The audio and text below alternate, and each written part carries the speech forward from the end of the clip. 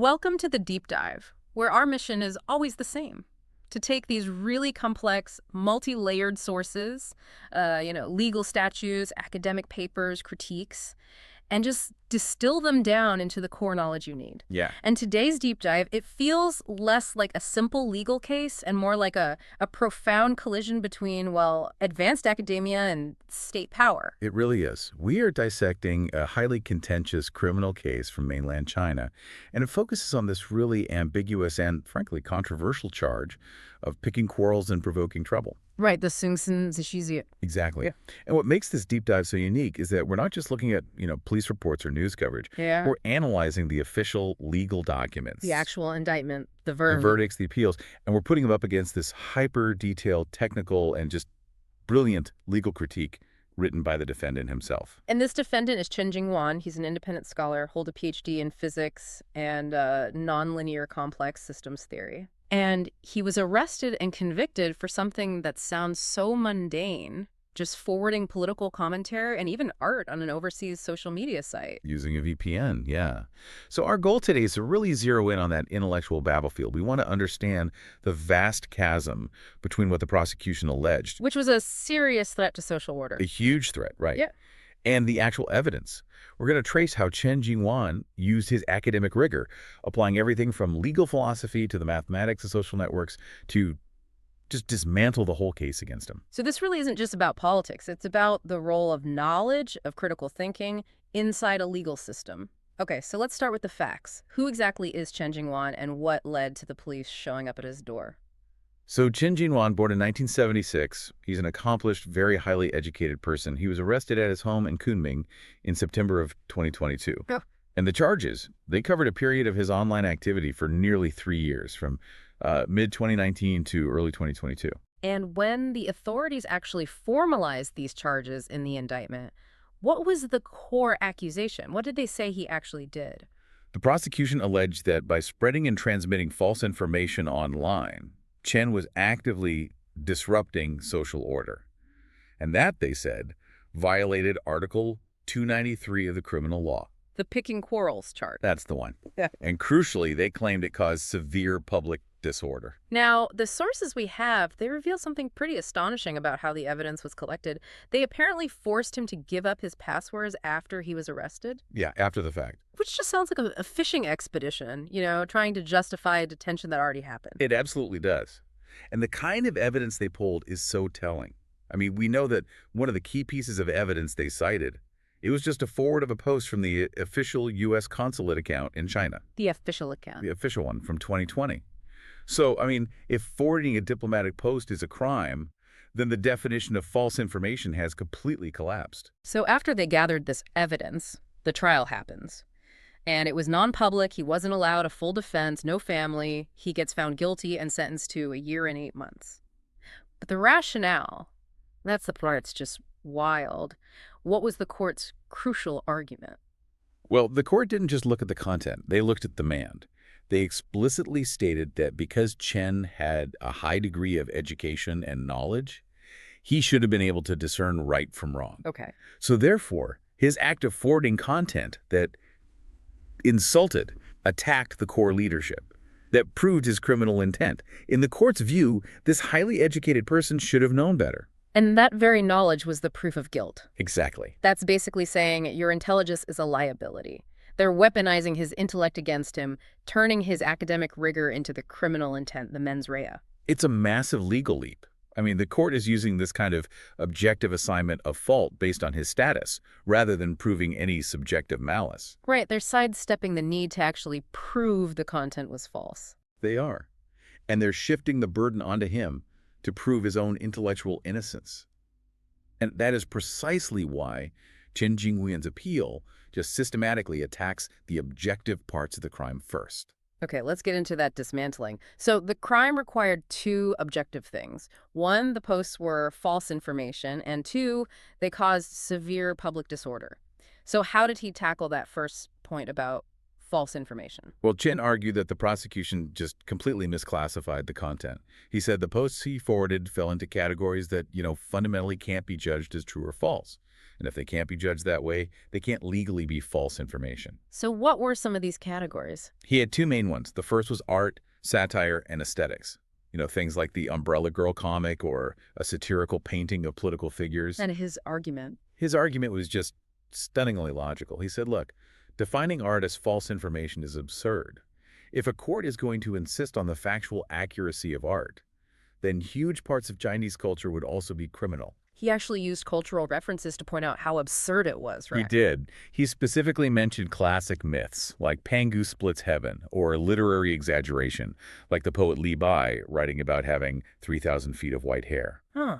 He's pointing out that if artistic metaphor becomes a legally punishable rumor, then your entire creative and literary tradition just falls apart. That is a powerful defense, using the very culture the state claims to protect to show the charge is illegitimate.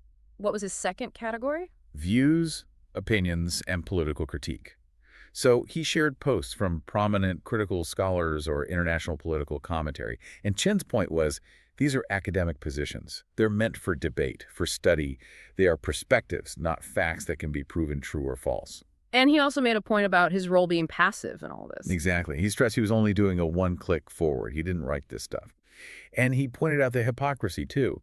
Many of these articles had been shared widely, sometimes even mentioned in official state media like CCTV, without ever being debunked. So that undercuts the whole claim that they were known falsehoods. Completely.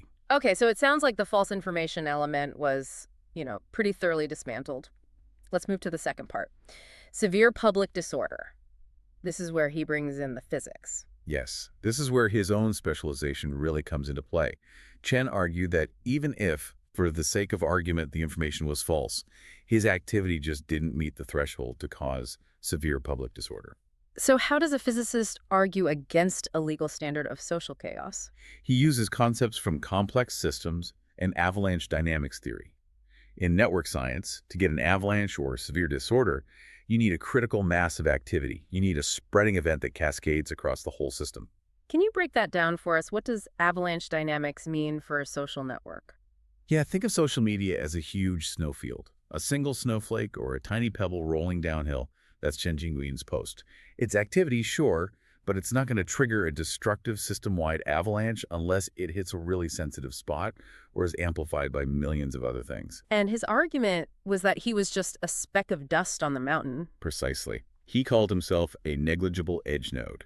He had fewer than 100 followers, mostly zombie fans, he suspected, and he'd made fewer than 100 forwards in 3 years. Wow. So he asserted that mathematically, scientifically, his activity just didn't have the juice to trigger system-wide chaos. He was basically telling the court, my actions are scientifically too insignificant to have committed this crime. That's remarkable. He's trying to substitute this vague, subjective legal standard of disorder with a quantifiable, objective standard from network theory. It is. It forces the court to either accept the science or admit their definition of severe disorder is completely divorced from reality. So now we circle back to the subjective part, the mens rea, the criminal intent. The court used his education to prove he must have known the info was false. What was Chen's response to that direct attack on his identity as a scholar? He rejected it completely.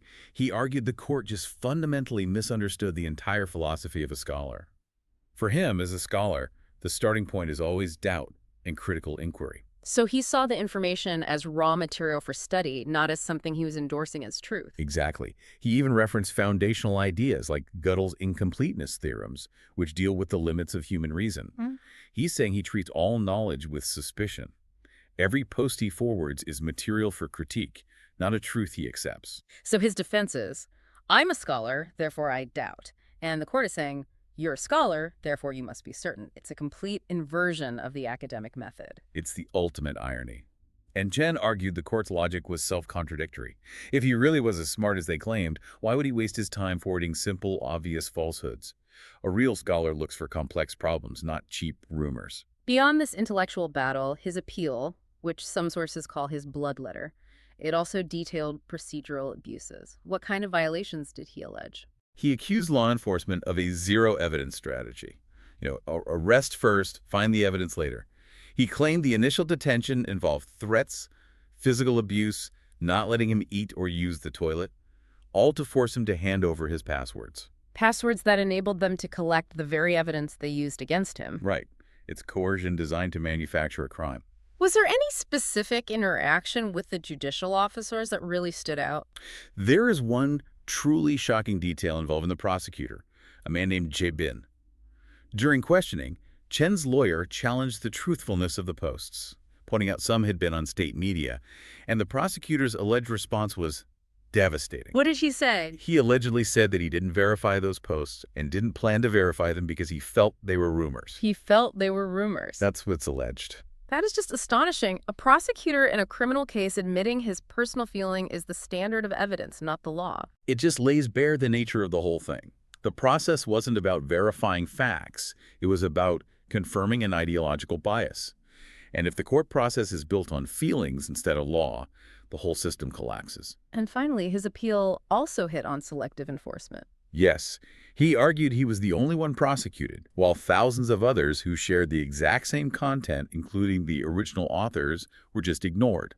And that violates the principle of equal under the law. So after all of this, the detailed critiques, the arguments from law to physics, how did the appeals court, the Intermediate People's Court, handle it? They dismissed it all. Just like that. Just like that. The final decision upheld the original verdict. They maintained that the evidence in the case formed a lock chain, proving his guilt, and that the sentence was correct. All 5 of his main appeal points were just rejected. So the 1 year and 8 months sentence stood. It stood. So after the state went through this entire process, insisting this man's activity caused severe public disorder, what was the actual observable reality after he was released? This is the ultimate proof of the absurdity. After his release, Chen Jingwan himself confirmed that the very posts they called criminal evidence, the ones that supposedly caused system-wide chaos, they were still up on the social media platforms, untouched. And what was the engagement like? Nothing. No forwards, no discussion. So it's a post facto confirmation that the objective element of the crime, the severe public disorder, was a complete legal fiction. Proven false by the measurable reality of the network itself, the irony is just profound. It's the perfect illustration of this picking quarrels charge being used as a pocket crime, a catch-all to punish political speech that doesn't fit any actual crime. It's so striking how this case transformed the very essence of scholarship skepticism, critical inquiry, into the legal proof of criminal intent. It literally makes knowledge a liability. And that raises a really important question for all of us. When a judicial authority claims the power to unilaterally redefine opinion and satire and academic discussion as false information, it just destroys the ability of people to engage in critical discourse. And that leaves us with the chilling final thought from this deep dive. If a court confirms that a citizen's high level of education is enough in and of itself to prove they must have known certain political opinions were false, then what does that say about independent thought? How can any person, regardless of their expertise, ever be safe when their intellectual curiosity is seen as the same thing as criminal intent? That boundary between learning and liability is one we all need to watch very closely.